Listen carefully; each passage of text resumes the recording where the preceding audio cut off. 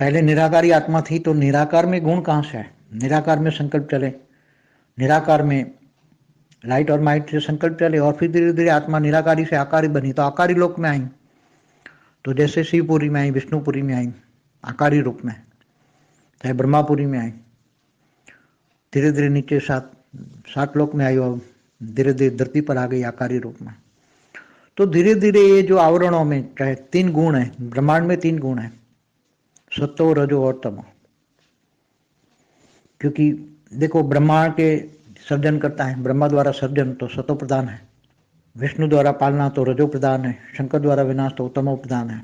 तो 3 ब्रह्मांड में 3 गुण होते हैं। तो जब आत्मा ये विष्णुपुरी में आत्मी ऊपर से आत्मा अगर विष्णुपुरी में आती है तो उसका आत्मा की आवरण रजोगुण का आवरण, उसका जो सूक्ष्म शरीर होता है उसमें रजोगुण आ जाता है। और जब विष्णुपुरी से नीचे ब्रह्मापुरी में आती है तो धीरे धीरे थोड़ा सत्व की ओर आती है, ज्ञान आता है।